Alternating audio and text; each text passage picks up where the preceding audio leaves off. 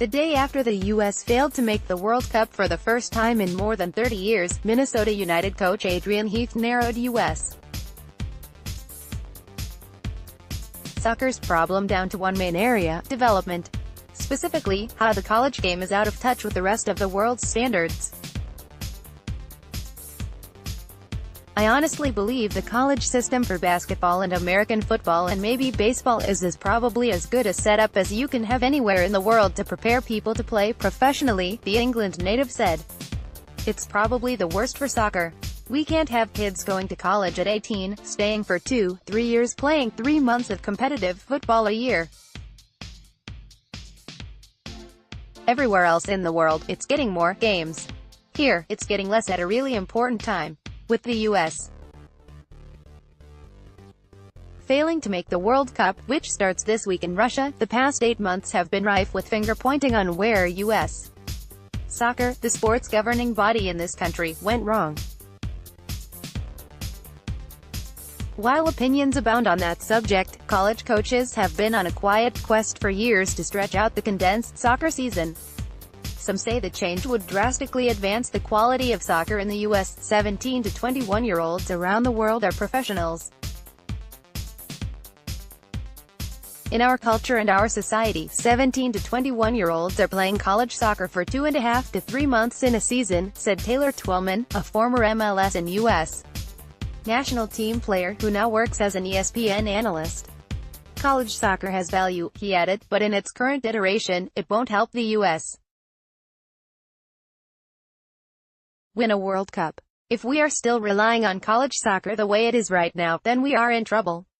Dumping archaic model. Twellman played college soccer for 2 seasons at Maryland before turning pro and moving to Germany.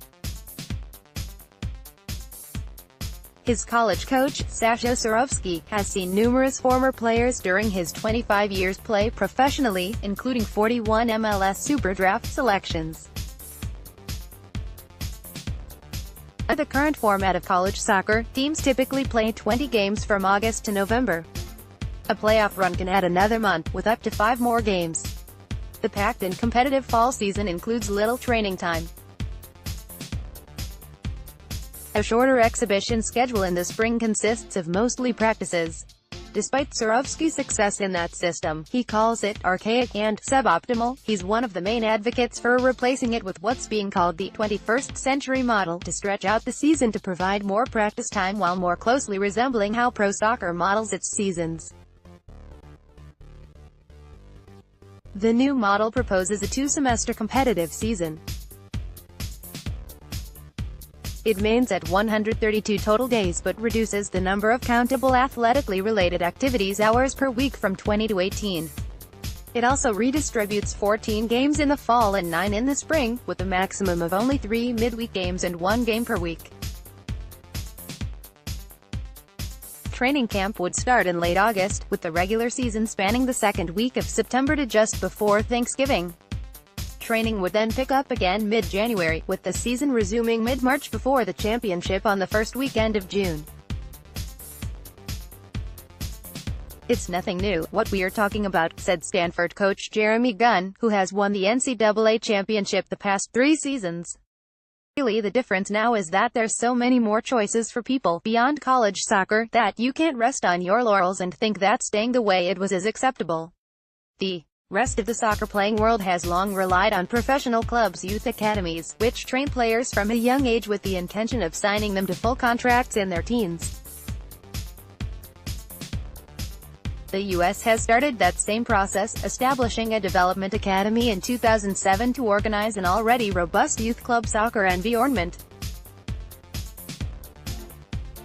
As academies develop better players, and with college's structure being so different from a pro team, many elite players forego college to play professionally either domestically or abroad. It's similar to how club soccer has recently usurped high school soccer as the destination for the best players. While other major sports mandate at least a year of college athletics before entering the league, soccer is an open market with a literal world of possibilities. There may be more of an inclination of the top-tiered players to circumvent college soccer in an attempt to play professional soccer if they felt that the college soccer level wasn't structured enough to help to maximize their development, said Rob Keogh, college programs director for the United Soccer Coaches. And that dynamic has surfaced more and more throughout the years. Keogh said a 2016 NCAA Time Demands study found more than 90% of Division I men's soccer coaches supported the two-semester model. A United Soccer Coaches survey from last fall indicated more than 80% of Division I men's players would also support it. Loon's leading scorer Christian Ramirez actually transferred down to a Division II program that he felt had fewer restrictions on practice time because his 2 seasons at UC Santa Barbara were so opposite of the high-level environment he craved. Loon's midfielder Ethan Finley said despite college soccer's flaws, he couldn't have gone pro without his 4 years at Creighton. He credited his time there for strengthening him on the field and also as a man off it. Virtual ATM for Europe. While support of this model has gained traction, particularly in the past 5 years, implementing such a radical change nationally is a big task. Former college coaches, such as Minnesota United Development Academy director Tim Carter, remember discussing this same issue back in the 1980s and 90s with no change. The proposal would need a sponsor, either a conference or NCAA standing committee, to get it before an NCAA Division I council for a vote. As recently as early May, the Big Ten Conference discussed the idea of sponsoring it. Despite positive feedback, however, it ultimately decided not to pursue the measure. About 16 years ago, college baseball sought a similar season stretch through 2 semesters, but the proposal never passed, said Chad Hawley, Big Ten Associate Commissioner for Policy and the Liaison for Soccer. Consolidating the men's and women's indoor track and field championships into one event took about 10 years of discussion before it came to be. Another challenging aspect for adopting this model is the sport's relative popularity. Of the estimated 350 Division I colleges, only about 200 field men's teams. The University of Minnesota lacks a men's team. Gaining widespread approval would be easier if it affected more schools. Women's soccer, by comparison, has about 330 teams, including one at Minnesota. Within the soccer community, though, there is overwhelming support, with both U.S. Soccer and Major League Soccer backing the notion. We're signing a lot of young players, and we're losing a lot of young players who are signing to go overseas, bypassing MLS and bypassing college.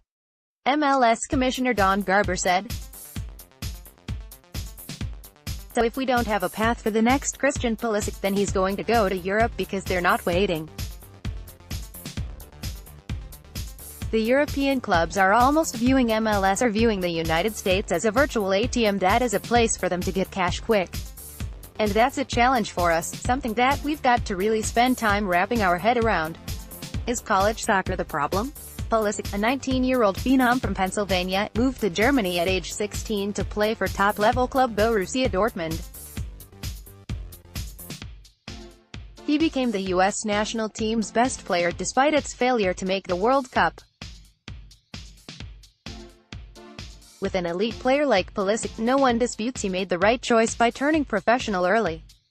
The rest of the world has been developing soccer for centuries. And despite steady growth throughout the past few decades, the U.S. is still, simply, playing catch-up. That makes some question whether college soccer is really even the problem. Finley said the U.S. should be casting a wider net with its academies to provide more opportunities for young players who might not live in hotbeds like Southern California. Hawley said success depends on soccer becoming more ingrained in the U.S.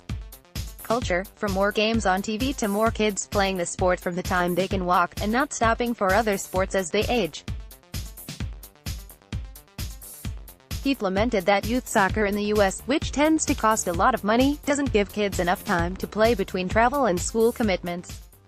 This is not a lack of talent, Heath said.